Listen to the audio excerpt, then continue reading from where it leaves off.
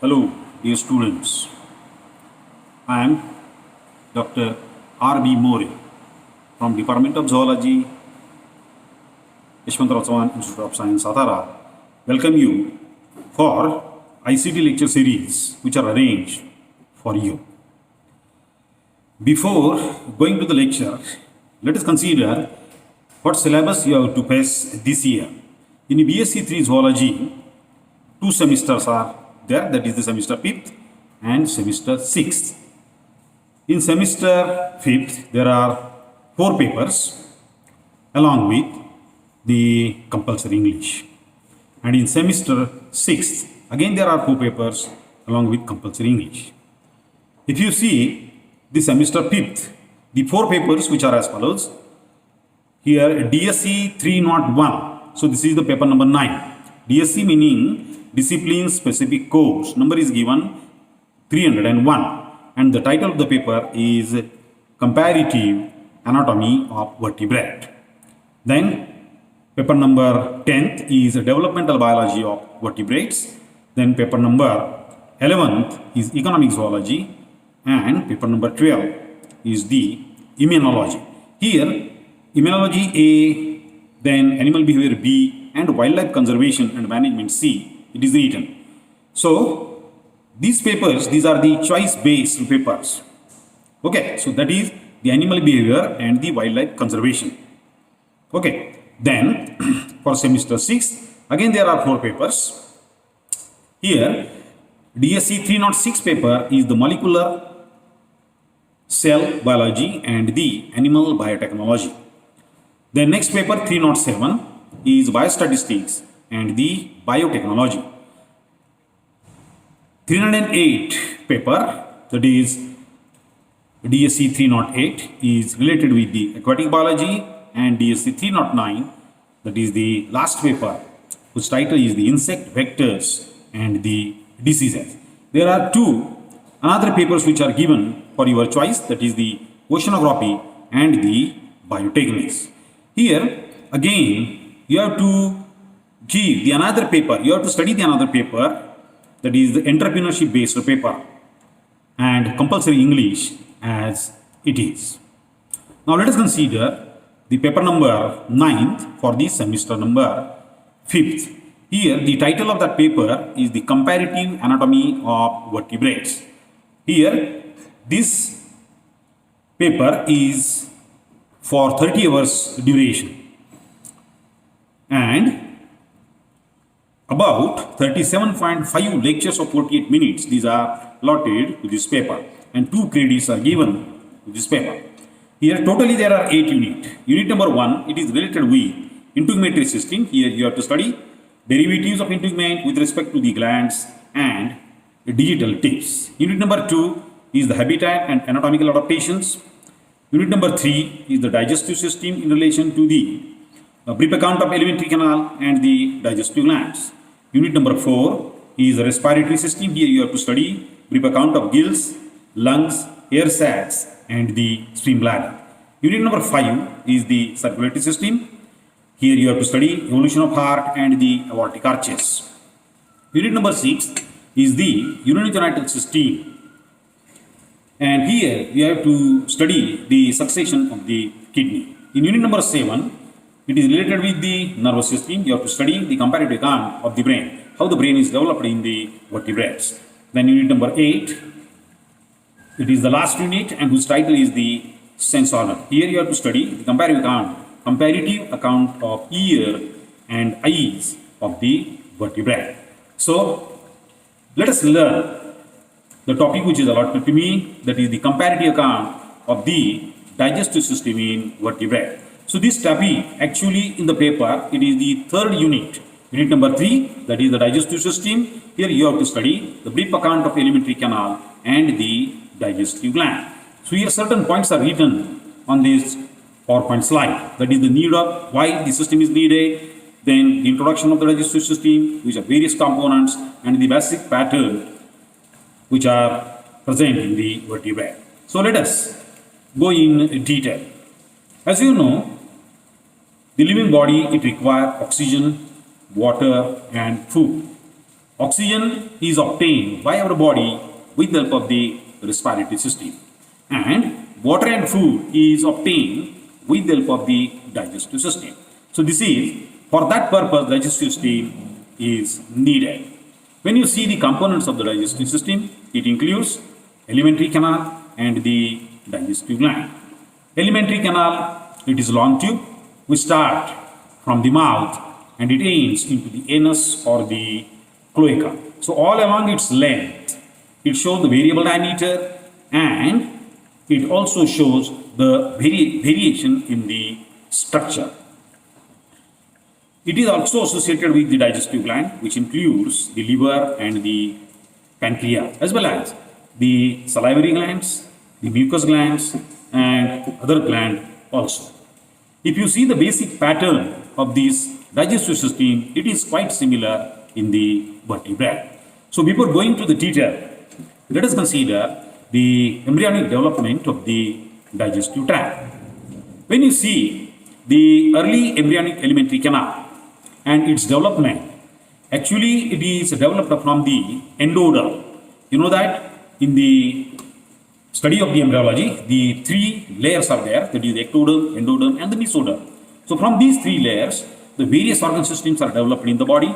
So here, endoderm, it is involved in the development of the alimentary canal. During the process of the development, the primitive gut, which is also called as the archenteron, and it is connected with the help of the yolk sac. And that yolk sac, that part archenteron or the primitive gut, further it gets developed into the midgut or the middle portion of the alimentary canal.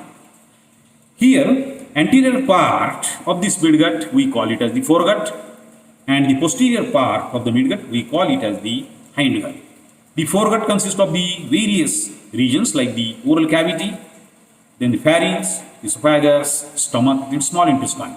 While the posterior part, that is hindgut, it consists of the large intestine and anus or the cloaca. You know the difference between the anus and the cloaca. Internally, the entire alimentary canal, it is lined with the mucosal membrane.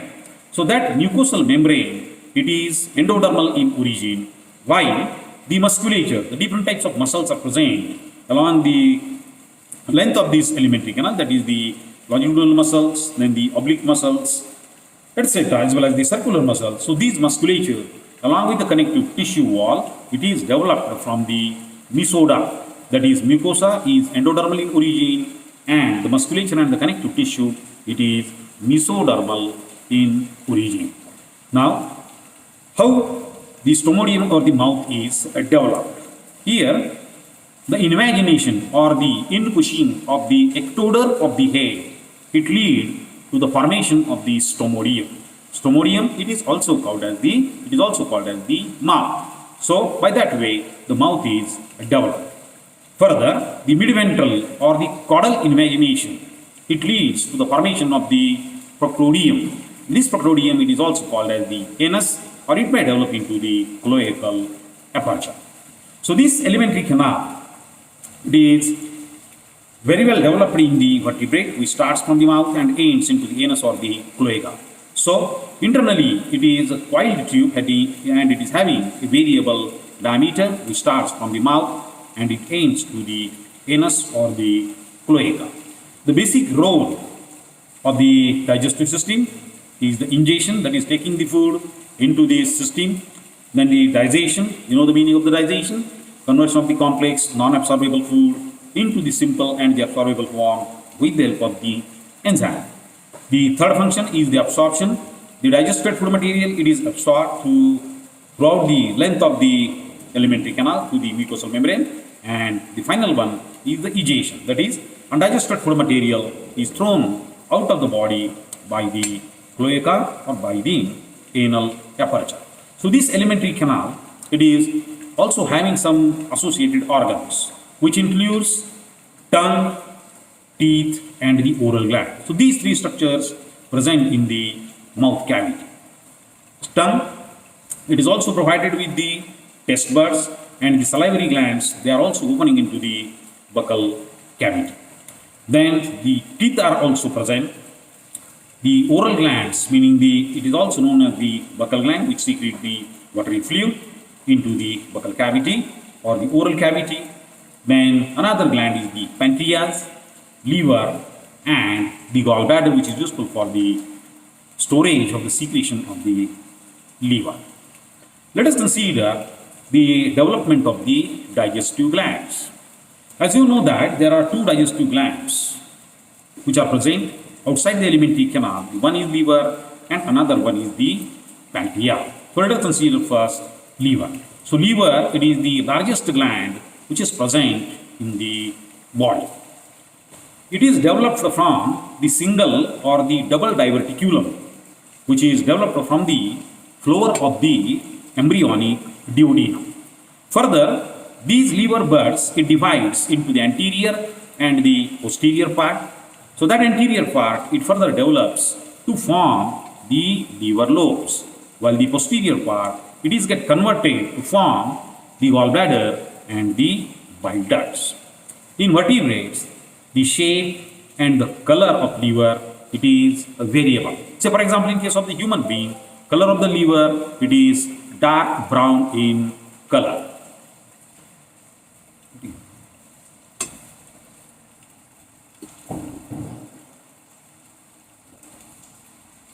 Let us consider the development of pancreas. So pancreas, it is another largest digestive gland. We call it as the second largest digestive gland present in the body. It is developed from the one or two diverticula which are produced from the liver buds. The dorsal diverticulum from the embryonic duodenum, while the proximal part, it leads to the formation of the pancreatic duct. That is, the duct system is developed from the proximal part, while the distal part, it leads to the formation of the two structures. The first one, it is the pancreatic acina, and the second structure which is developed, it is the endocrine part of the pancreas. This pancreas, it opens into the duodenum with the duct system which is called as the bile duct. So this bile duct, it may combine with the pancreatic duct to form the hepatopancreatic duct. Otherwise, in certain cases, these pancreatic duct, it opens separately into the digestive tract. You know that the exocrine part of the pancreas, which is known as the pancreatic acina, it secretes the pancreatic juice. That pancreatic juice, it consists of the digestive enzymes which are useful for the digestion of the carbohydrate, fat, and the protein. So that on the respective food material.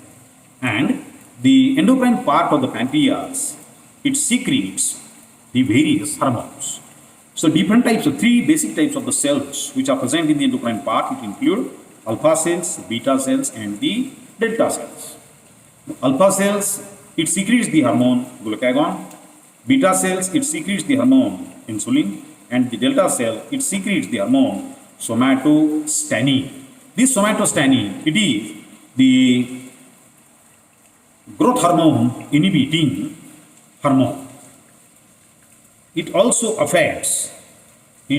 shows its effects on the various hormones on the gastrointestinal tract as well as the pancreas. Generally, it lowers the activity of the certain pancreatic and the gastrointestinal hormones. So this is regarding the somatostatin. So this is all about regarding the just introduction of the digestive system. In next lecture, we'll directly pass on to the development of the digestive system in the fishes, and then one by one into the amphibian, then reptile, bird, and mammal. Okay. Enjoy the ICT lectures.